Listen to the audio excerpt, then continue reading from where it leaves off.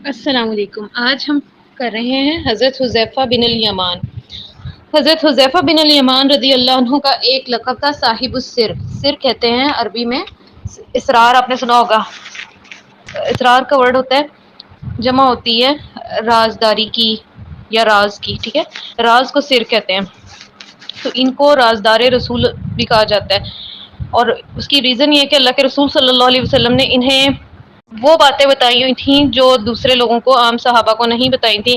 اس میں ایک چیز تو ہے کہ ان کو منافقین کے نام اللہ کے رسول نے بتا دیے تھے، تمام منافقین کا بتا دیا تھا جو مدینہ میں ہیں، کہ یہ لوگ جو ہے نا سازشیں کرتے ہیں اور اسلام کے خلاف ہیں۔ تو حضرت حذیفہ نے ساری زندگی کبھی کسی کو ان کے نام نہیں بتائے تھے، وہ کہتے تھے کیونکہ یہ اللہ کے رسول کا راز ہے۔ اچھا جی، اب ان کے والد صاحب کا نام تھا حسین یا حسل، اور ان کے والد کی مشہور بات یہ ہے کہ انتہائی بڑھاپے میں انہوں نے ان کے ساتھ اسلام قبول کیا۔ غزوہ بدر میں یہ ان کے والد صاحب شریک ہونے جا رہے تھے مدینہ، تو کفار نے ان کو روک لیا۔ تو انہوں نے کہا کہ ہم تو اپنے گھر جا رہے ہیں مدینہ میں، تو کفار نے کہا بے شک اپنے گھر جا رہے ہو، لیکن ہم سے وعدہ کر کے جاؤ کہ تم نے ہمارے خلاف لڑائی میں حصہ نہیں لینا، کیونکہ اس وقت جنگ بدر ہونے والی تھی، اور کفار جو ہے نا وہ مینٹلی، یعنی ان کو پتا تھا کہ اب جو ہے نا جنگ ہونے والی ہے، اور مسلمانوں کو ایک ایک فرد کی ضرورت تھی۔ جب یہ وہاں پہ گئے تو انہوں نے اللہ کے رسول کو بتایا کہ ہمارا کیا وعدہ ہوا ہے کفار سے، تو اللہ کے رسول کو باوجود یہ کہ ایک ایک فرد کی ضرورت تھی، آپ نے ان دونوں کو منع کر دیا کہ اگر آپ نے وعدہ کیا، چاہے کفار سے وعدہ کیوں نہیں کیا، اور چاہے جنگ کی ہی کیوں نہیں صورتحال، آپ نے نہیں حصہ لینا۔ تو اس وجہ سے یہ لوگ غزوہ بدر میں شریک نہیں ہو سکتے۔ پھر ہوتا یہ کہ غزوہ احد میں یہ دونوں باپ بیٹا شریک ہوئے، تو اللہ کے رسول صلی اللہ علیہ وسلم نے ان کے والد صاحب کو بزرگی کی وجہ سے، کیونکہ بہت زیادہ ضعیف ہو چکے تھے، تو ایک اور ضعیف صحابی کے ساتھ بھیج دیا کہ مسلمانوں کے جہاں پہ عورتیں اور بچے ہیں ایک اونچی جگہ پہ، وہاں پہ آپ لوگ قیام کریں، اور لڑائی میں نا یعنی ایک طرح سے ان کو روک دیا حصہ لینے سے۔ تو یہ دونوں بزرگ نا آپس میں باتیں کر رہے تھے کہ ہم تو چراغ سحری ہیں، چند دن کی زندگی ہے، ہمیں کیا فائدہ ہوا زندہ رہنے کا، اور کیا ضرورت ہی کیا زندہ رہنے کی، تو ہم جو ہے نا جاتے ہیں۔ یہ لوگ گئے غزوہ احد میں، تو جو دوسرے صحابی تھے وہ تو کفار کے ہاتھوں شہید ہو گئے۔ یہ جو تھے نا حضرت حذیفہ کے والد صاحب، یہ مسلمانوں کے ہاتھوں غلط فہمی میں شہید ہو گئے، حالانکہ حضرت حذیفہ مسلمانوں کو آوازیں دے رہے تھے کہ رک جاؤ یہ میرے والد ہیں، لیکن وہ اس وقت افراتفری کا عالم تھا۔ آپ کو پتہ ہے جنگ احد میں کیا ہوا تھا کہ اللہ کے رسول نے پہاڑ کی چوٹی پہ کچھ مسلمانوں کو جو ایک جماعت کو کہا تھا کہ یہیں پہ رہنا ہے، وہ ہٹ گئی تھی جماعت اپنی جگہ سے، تو بڑی افراتفری پھیلی تھی، اور جیتتے جیتتے ہار میں تبدیل ہوتی نظر آ رہی تھی یہ جنگ۔ تو اس افراتفری میں ان کے والد صاحب کو مسلمانوں نے مار دیا، تو اس پہ جو ہے نا حضرت حذیفہ بہت غمگین ہوئے، لیکن اس کے باوجود انہوں نے نا کہا کہ اللہ تعالیٰ تم لوگوں کی مغفرت کرے، ان کو معاف کر دیا۔ تو رسول اللہ صلی اللہ علیہ وسلم نے اپنی طرف سے دیت ادا کی ان کے والد صاحب کی جو ہے نا ڈیتھ کے لیے۔ دیت کیا ہوتا ہے کہ جب کوئی مسلمان کسی کے ہاتھوں ایک مسلمان دوسرے مسلمان کا قتل کر دے تو اس کا قصاص ہوتا ہے، یعنی یا تو اس کو اس کے بدلے میں قتل کر دیا جائے، یا پھر ایک خاص اماؤنٹ ہوتی ہے، ایک رقم ہوتی ہے، وہ ادا کرنی ہوتی ہے۔ تو اب کیونکہ مسلمانوں نے غلط فہمی میں یہ قتل کیا تھا، جان بوجھ کے نہیں کیا تھا، لیکن قتل تو ہوا تھا، تو اللہ کے رسول ان کی دلجوئی کرنا چاہتے تھے، تو آپ صلی اللہ علیہ وسلم نے جو دیت کے پیسے تھے وہ ان کو دیے، لیکن حضرت حذیفہ نے وہ خرچ بھی نہیں کیا، ایک درہم بھی نہیں اس میں سے خرچ کیا، وہ سارے جو رقم تھی اس کو صدقہ کر دیا۔ اور اسی جنگ میں ان کے بھانجے تھے، بالکل نوجوان ینگ سے تھے، ابھی یعنی کہہ لو کہ نئے نئے جو ہے نا نوجوانی میں داخل ہوئے تھے، انہوں نے اسی وقت اسلام قبول کیا تھا، اور جنگ میں شریک ہوئے، اور جنگ میں اسی میں احد میں ہی شہید ہو گئے۔ تو اللہ کے رسول نے ان کے بارے میں کہا تھا، ان کا نام تھا اسیرم بن عبد الاشہل، کہ عمل قلیل و اجر کثیر، کہ یہ وہ شخص ہے جس نے عمل تو کم کیا ہے، یعنی ابھی کوئی نماز بھی نہیں پڑھی تھی، غالباً ایک بھی نماز نہیں پڑھی تھی حضرت اسیرم نے نا، اور شہید ہو گئے۔ تو اللہ نے کہا کہ دیکھو کہ اس کا اجر کتنا بڑا ہے اس شخص کا، کہ کوئی عمل کیے بغیر، اور نا کبھی کبھی دل میں خیال آتا ہے کہ مطلب اتنی آسان ہو جائے نا زندگی کے، کچھ بھی نہ کرنا پڑے اور جنت مل جائے۔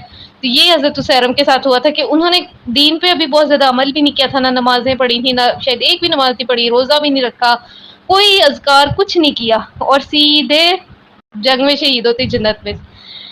اور واقعہ خندق یہ ہے کہ خندق میں آپ کو پتہ ہے کہ مسلمانوں کے حالات جو ہے نا کافی عجیب و غریب تھے۔ ایک طرف رات کا اندھیرا تھا، مسلمان بہت سہمے ہوئے تھے، کیونکہ ہر طرف سے کفار اکٹھے ہو کے آ گئے تھے، اور مسلمان خندق کھود کے تو بیٹھے ہوئے تھے، نہ کفار وہ پار کر رہے تھے، اور کوئی مطلب نہ پیش رفت نہیں ہو رہی تھی لڑائی کی۔ اور حالات ایسے تھے کہ رات کو آندھی بھی آئی، اور وہ آندھی ویسے تو مسلمانوں کے حق میں جو ہے نا وہ بہتر ثابت ہوئی تھی، لیکن اوور آل نا یعنی بہت خوف کا حالت عالم تھا، بہت زیادہ خوف خطرناک حالات تھے. تو اللہ کے رسول نے کہا شام کے وقت کہ کون جائے گا اور جا کے کفار کی خبر لے کے آئے گا، ان کے کیمپ میں داخل ہوگا. تو کوئی مسلمان نہیں کھڑا ہوا، کیونکہ کسی کا دل بھی نہیں کر رہا تھا اور خوف کا عالم تھا، اور پتہ تھا کہ پکڑے گئے وہاں پہ تو پھر بس واپس تو نہیں آ سکتے. اور بس یعنی نا خوف اتنا تھا کوئی بھی نہیں گیا. تو حضرت حذیفہ کہتے ہیں کہ اللہ کے رسول نے پھر خود کہا، حضرت حذیفہ بھی نہیں جانا چاہ رہے تھے، اللہ کے رسول نے خود ان کا نام لیا اور کہا کہ حذیفہ تم جاؤ، اور ان کو نصیحت کی کہ تم نے نا کسی کو وہاں پہ کسی کافر کو نہیں مارنا چاہے کچھ ہو جائے. اور حضرت حذیفہ گئے اور وہاں پہ ان کو نظر آئے ابو سفیان. اس وقت انہوں نے اسلام نہیں قبول کیا تھا، تو انہوں نے سوچا کہ موقع اچھا، اگر میں یہاں سے اس کو نیزہ ماروں گا نا فوراً اس کی ڈیتھ ہو جائے گی. لیکن پھر ان کو یاد آ گیا کہ اللہ کے رسول نے کیا نصیحت کی ہے، تو انہوں نے کچھ نہیں کہا. اور یہ دیکھیں کہ وہی ابو سفیان ہے جو بعد میں اسلام قبول کر لیتے ہیں. خیر حضرت حذیفہ جو ہے وہ خبر لے کے آئے وہاں کی ساری انفارمیشن. اور ایک روایت میں آتا ہے کہ کفار نے کہا تھا جب یہ خبر لینے گئے تھے تو اسی وقت جو ہے نا ان کے لیڈر نے کہا تھا ابو سفیان نے شاید کہ ہم میں سے جو ہے نا ہر شخص اپنے ساتھ والے کا نام پوچھے تاکہ سب کو پتا ہو کہ کون اس کے ساتھ بیٹھا ہے، یہ نا دشمن کا کوئی آدمی ہمارا کیمپ میں گھسا ہو. تو یہ سن کے نا حضرت حذیفہ کہتے ہیں کہ پہلے تو میں ڈر گیا، پھر میں نے جلدی سے اپنے ساتھ والے سے اس کا نام پوچھ لیا تاکہ کہیں وہ میرا نام نہ پوچھ لے. اور بظاہر ساتھ والے نے اپنا نام جلدی سے بتا کے خود کو تو کلیئر کر لیا، لیکن وہ بھول گیا کہ اس نے بھی حضرت حذیفہ سے ان کا نام پوچھنا ہے. تو اس طرح حضرت حذیفہ کی جو ہے نا پریزنس آف مائنڈ کام آ گئی مسلمانوں کے، اور وہ خبر لے کے آئے. اور اللہ کے رسول بڑا خوش ہوئے اس بات سے. آپ صلی اللہ علیہ وسلم نے اپنا کمبل ان کو اڑا دیا، اور حضرت حذیفہ کہتے ہیں کہ میں بے خبر ہو کے اسی جگہ پہ لیٹ کے سو گیا، میں اتنا تھکا ہوا تھا. اور صبح اللہ کے رسول نے بڑی شفقت سے مجھے خود جگایا اور کہا قم یا نعمان، اے سونے والے اب اٹھ جا. پھر حضرت عمر نے کا دور آیا نا اللہ کے رسول کی وفات کے بعد، حضرت ابو بکر کا دور گزر گیا، حضرت عمر کا دور آ گیا. تو حضرت عمر نے نا ان کو جو ہے وہ دجلہ کے قریب ایک علاقہ ہے عراق میں، وہاں کا والی بنایا تھا. اور پھر ہوا یہ کہ جنگ نہاوند کے وقت نا حضرت عمر کو ان کی ضرورت پیش آئی، اور آپ نے کہا کہ تم جاؤ اور شریک ہو جاؤ، لشکر بھیج رہا ہوں میں نعمان بن مکرن کی قیادت میں. نعمان بن مکرن جو تھے نا وہ فاتح خوزستان تھے. خوزستان کا علاقہ نا یہ ذرا آج آپ لوگ سرچ کر لیں، میں نے نا اس کی پہلے سے اس کو دیکھا نہیں کہ خوزستان کون سی جگہ ہے. مجھے لگتا ہے کہ یہ جو ہے نا ایران یا افغانستان کے آس پاس کی کوئی جگہ ہے. خیر نعمان بن مکرن گئے نہاوند، اور نہاوند کا جو ہے نا مارکا وہ بڑا شدید قسم کا ہوتا ہے. اس میں یہ تھا کہ جس قلعے میں جو فارسی تھے نا، جو کہہ لو کہ اس وقت کے ایرانی یا مجوسی تھے، وہ قلعہ بہت مضبوط تھا، اور وہ قلعے سے باہر نکل کے نا تھوڑا سا تو جھڑپیں کر لیتے تھے، ایک کوئی ریلا دستہ کوئی باہر بھیج دیتے تھے، اپنا پوری طرح باہر آ کے لڑ نہیں رہے تھے، کیونکہ ان کو پہلے ایران یہ نہاون جو ہے نا یہ کافی اینڈ پہ جا کے فتح ہوئے، اس سے پہلے ایران کے بہت سارے علاقے فتح ہو چکے تھے. تو ان کو ایرانیوں کو نا تجربہ تھا کہ مسلمان بہت دلیری سے لڑتے ہیں، تو اس لیے وہ آمنے سامنے نہ لڑنے سے کترا رہے تھے. کافی دن گزر گئے تو حضرت جو ہے نا نعمان بن مکرن جو قیادت کر رہے تھے، انہوں نے مسلمانوں کو آئیڈیا دیا کہ ہم سارے پیچھے ہٹتے ہیں اور چند جو دلیر لوگ ہیں نا ان کا ایک دستہ چھوڑ جاتے ہیں یہاں پہ. اس سے ایرانیوں کو لگے گا کہ سب مسلمان چلے گئے ہیں اور وہ باہر نکلیں گے، تو پہلے وہ دستہ حملہ کرے گا اور پیچھے سے ہم نکل کے آ جائیں گے اور پھر ہم باقاعدہ حملہ شروع کریں گے. اس طرح یہ ہوگا کہ وہ قلعے کی دیواریں، قلعے کے دروازے کھل جائیں گے. تو یہ تجویز سب کو بڑی پسند آئی، سب لوگوں نے ایسے کیا. تو ایرانیوں کو یہ لگا کہ یہ جو ایک آدھا دستہ رہ گیا نا، یہ چند جو شیلے مسلمان ہیں جو خام خواہ ایسے پیچھے رہ گئے ہیں کہ شاید ان کو شہادت مل جائے، تو چلو ان کا صفایا کرتے ہیں. انہوں نے دروازے کھولے قلعے کے، خود سارے کے سارے باہر آ گئے. اور ہوا ایسے ہی کہ جیسے اس دستے کے سربراہ نا حضرت کاکا تھے، کاکا بن عمر تمیمی، یہ بھی بہت مشہور ہیں اور شاید ہم ان کے بارے میں بھی کریں گے انشاءاللہ. تو بڑا یعنی ان کا نام نا محاورتاً بڑا عربی لٹریچر میں مشہور ہے. کاکا بجلی کے کڑکے کو بھی کہتے ہیں، اور یہ بجلی کے کڑکے کی طرح ہی جو ہے نا برستے تھے کفار پہ. انہوں نے بڑی بہادری کے ساتھ جنگ لڑی، اور اتنی دیر میں جو ہے باقی بھی مسلمان پہنچ گئے لشکر والے. اور ہوا یہ کہ ایرانی جو تھے نا انہوں نے راستے میں نا کانٹے دار گوکھرو بچائے ہوئے تھے. گوکھرو یعنی نا، اب میں کیسے آپ کو سمجھاؤں، کانٹے دار کوئی چیز تھی لوہے کی نا، یعنی لوہے کے اس طرح سے کڑے سے تھے جن پہ کانٹے لگے ہوئے تھے کہ جن پہ گھوڑے اور جو ہے نا جو بھی سواری مطلب مسلمانوں کے پاس یا وہ ہوتی وہ زخمی ہو جاتی. لیکن ہوا یہ کہ اب ایرانی خود باہر نکل آئے اور وہ پہلے سے انہوں نے بکھیرے ہوئے تھے تو وہ ایرانیوں کے ہی جو سواریاں تھیں گھوڑے تھے یا اونٹ تھے جو بھی وہ سارے اس میں الجھ الجھ کے تو وہ زخمی ہو رہے تھے اور بہت زیادہ بڑی تعداد میں 30,000 اور شاید اگلے دن 60,000 کے قریب ایرانی وہ اس کی وجہ سے مارے گئے. اور ہوا یہ کہ اس لشکر کے جو سردار تھے نعمان بن مکران وہ بھی اس مارکے میں شہید ہو گئے. تو ان کے بعد حضرت عمر کی ہدایت کے مطابق حضرت حذیفہ نے قیادت سنبھالی اور اس فتح کو فتح الفتوح کہتے ہیں. ٹھیک ہے، یعنی فتوحات میں سے سب سے بڑی فتح. اور اس کے بعد ایران پورے کا پورا مسلمانوں کے پاس آ گیا تھا نہاون کی جنگ کے بعد. ٹھیک ہے، یہ یاد رکھنے والی چیز ہے. حضرت عمر کے دور میں نہاون فتح ہوا تھا. اور اس کے بعد حضرت حذیفہ نے رخ کیا آذربائیجان کا. ٹھیک ہے، آذربائیجان کے ساتھ پاکستان کے بڑے اچھے تعلقات ہیں، اسلامی ملک ہے، آپ نے اس کا نام اکثر سنا ہوگا. آذربائیجان کے فاتح کون ہیں آج آپ کو پتہ چل گیا، رازدار رسول صاحب السر حضرت حذیفہ بن الیمان. اچھا جی، حضرت عمر نے نا ان کو دوبارہ پھر گورنر بنایا مدائن کا جنگوں کے بعد. اور یہ لوگوں کو اکثر تلقین کرتے تھے کہ فتنے کی جگہوں سے دور رہو. ایک دفعہ لوگوں نے پوچھا حضرت آپ ہمیں یہ تو کہتے ہیں فتنے کی جگہ ہیں کون سی؟ تو فرمایا امیروں اور حاکموں کے دروازے. لوگ امیروں کے پاس جاتے ہیں، ان کی غلط باتوں کی تائید کرتے ہیں اور ان کی بے جا تعریف کرتے ہیں، یہی تو فتنہ ہے. اور اب یہ کتنی مطلب بات ہمیں لگتی ہے نا، مطلب ریلیٹیبل ہے. آج کے دور میں ایسے ہی ہوتا ہے نا، جو بندہ کسی عہدے پہ ہوتا ہے ہم جاتے ہیں اور اس کے منہ پہ اس کی تعریفیں کرتے ہیں. بلکہ مطلب وہ جب سی ایس پیز کے آپ اکاؤنٹس فالو کرو یا دیکھو نا تو خام خواہ لوگ اتنی تعریفیں کر رہے ہوتے ہیں صرف اس لیے کہ ایک شخص کے پاس عہدہ ہے تو اس کو کہیں گے یو آر سو نائس، آپ کا ایٹیٹیوڈ کتنا اچھا ہے، آپ میں ذرا غرور نہیں ہے. حالانکہ ہو سکتا ہے کہ عام لوگ میں اس سے زیادہ انکساری ہو لیکن ان کے پاس عہدہ نہ ہو تو لوگ ان کی تعریف نہیں کرتے. لوگ صرف عہدے والوں کے پاس جا کے ان کی تعریفیں کرتے ہیں تاکہ اپنا کوئی مفاد لے سکے. اور یہی چیز فتنہ بنتی ہے. اور اس طرح فتنہ بنتی ہے، اس کی ایک وجہ یہ بھی ہے کہ حکمران مغرور ہو جاتے ہیں. ٹھیک ہے، جو بھی منسٹر ہے آپ اس کے بعد جا جا کے تعریفیں کرو گے تو اس کے بعد کوئی شخص اس پہ تنقید کرے گا کہ آپ نے کوئی بات غلط کی ہے اور اس نے واقعی غلط بھی کی ہو تو وہ بپر جائے گا غصے سے کہ ہے تم ہوتے کون ہے جب ہزاروں لوگ میری تعریفیں کر رہے ہیں.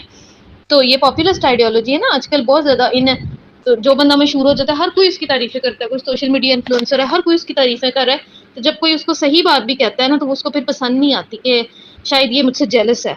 پھر حضرت عمر رضی اللہ اس وقت خلیفہ تھے، وہ ان کو جب بھی کوئی رقم بھیجتے تھے نا ان کی ذاتی ضرورتوں کے لیے تو یہ کیا کرتے تھے، وہ رقم صرف چند درہم اپنے پاس رکھتے تھے اور باقی ساری ضرورت مندوں میں تقسیم کر دیتے تھے. اور فقر و استغنا بہت تھا ان کی طبیعت میں نا، یعنی درویشی بہت تھی.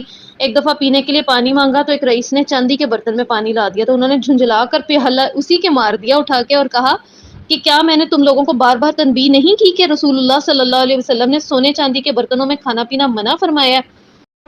کچھ عرصے بعد دربار خلافت سے طلبی ہوئی تو اپنی فقیرانہ شان سے مدینہ منورہ پہنچے. حضرت عمر راستے میں چھپ کر بیٹھے تھے، جب دیکھا کہ وہ جس حالت میں مدینے سے گئے تھے نا اسی حال میں واپس آ رہے ہیں. یعنی کوئی تبدیلی ہے ہی نہیں ڈریس میں، سواری میں. یعنی ظاہر آپ سوچو نا کہ ہمیں تو ایک معمولی نوکری مل جائے تو ہمارا تو چال ڈھال ہی بدل جاتی ہے، ڈریسز بدل جاتے ہیں. ہم تو کہتے ہیں کہ بھئی ہماری نوکری لگی، ہم نے لوگوں کو دکھانا ہے. اور بینگ فیمیلز تو ہم تو اپنے گیجٹس اور اپنے پرس اور جوتے اتنی دفعہ بدلتے ہیں. تو حضرت حذیفہ نے تو بالکل یعنی جیسے گئے تھے ویسے ہی واپس آ گئے. تو حضرت عمر فتح محبت سے ان سے لپٹ گئے اور کہا حذیفہ تم میرے بھائی اور میں تمہارا بھائی ہوں. بہت پسند کرتے تھے حضرت عمر ان کی سادگی کو. اور اس کے بعد انہیں اسی عہدے پہ قائم رکھا اور اتنی ان کو یہ عادت پسند تھی نا کہ ایک دفعہ حضرت عمر کے پاس نا کچھ صحابہ جمع تھے تو آپ رضی اللہ عنہ نے ان سے کہا کہ اپنی اپنی تمنائیں تو بیان کرو، کیا سوچتے ہو، کیا مانگتے ہو، اللہ سے کیا چاہتے ہو. تو سب نے کہا کہ ہمارا جی چاہتا ہے کہ کوئی بہت بڑا خزانہ مل جائے اور اس کو اللہ کی راہ میں لٹا دے. حضرت عمر رضی اللہ عنہ نے فرمایا میں تو یہ چاہتا ہوں کہ مجھے ابو عبیدہ، معاذ بن جبل اور حذیفہ بن یمان جیسے لوگ ملیں اور میں انہیں حکومت کے اہم عہدوں پر فائز کروں.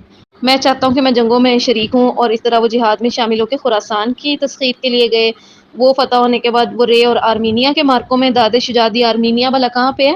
آرمینیا اور آذربائیجان کا آپ کو پتہ ہے نا آج کل بھی کانفلکٹ چل رہا ہے. تو آرمینیا کس نے فتح کیا تھا؟